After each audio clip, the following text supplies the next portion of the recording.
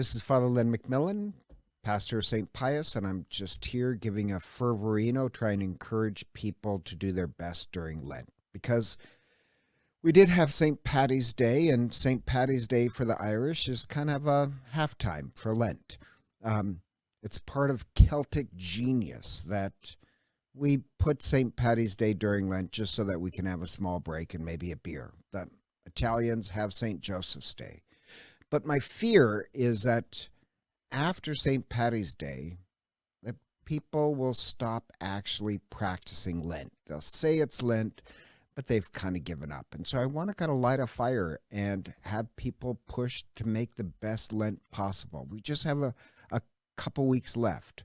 So for parents, why is Lent so important to explain to your kids? Because spiritually, it's going to make them a better person. It will make their life better in the long run. So if you had to explain to like a little kid, why is the cross so important? Why is Lent important?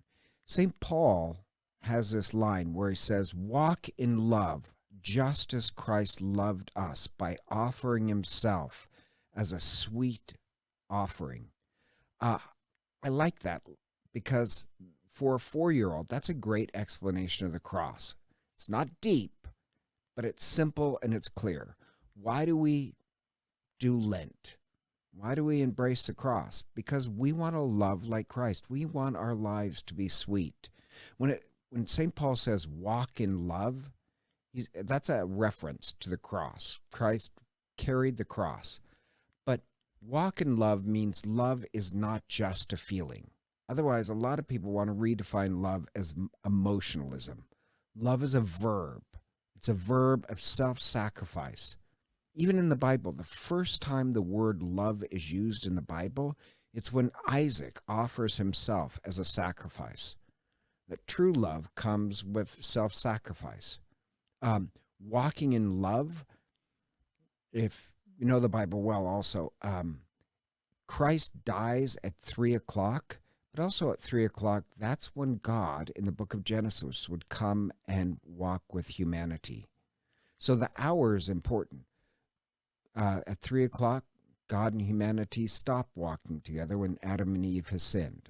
And with the sacrifice of Christ at 3 o'clock, humanity is walking in love again. But to walk into love, you have to take up the cross. Learn the way of self-sacrifice. And it makes our life sweet. So I like that St. Paul says it's a sweet fragrance.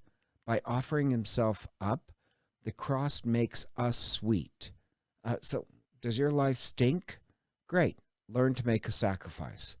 The world is going to preach that you love without making a sacrifice. Just love and have emotionalism. But that's not love.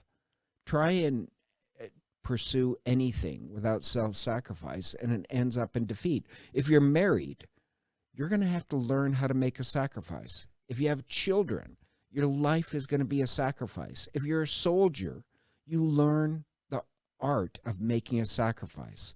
So for children, you want your life to be sweet. How you make your life sweet is to walk with Christ and learn to have your life as a life of self-sacrifice. So during Lent, everybody's supposed to choose something to sacrifice. We fast on Fridays. Take it serious because you want your children to be a success in life. Make them learn to sacrifice. There's this whole study on grit that I push. And the greatest thing that marks success for somebody is whether they have self-discipline, grit, determination. That's what Lent gives us. There's this interview of this Olympic swimmer who says, yeah, everybody thinks the Olympic is easy, that you're just a natural swimmer. But what they don't see is that I had to get up 2 hours before school, in the cold, in the dark, year after year after year, to become the best. An hour after school. Dreaming does not make you great. Practice does. So yeah, you want your children to be a success in their marriage, in their life, in their career, in love. Then teach them to walk with the cross. Show them the way of the cross. That just for the remaining couple weeks of Lent, we're going to take it serious again. We had our little break on St. Patty's Day or St. Joseph, but we want our children to be great and sweet and loving. So we show them the way of the cross. So I beg you, for your children's sake in the future, let's finish Lent strong. God bless.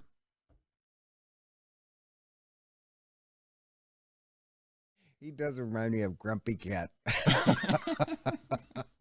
Google, can you Google? Not Google Grumpy Cat. I just think Grumpy Cat is, I mean, he's not grumpy, but he just has a weird face. It's Grumpy Cat.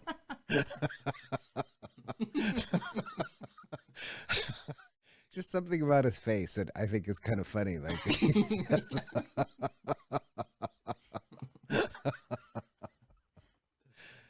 I had fun once and it was awful.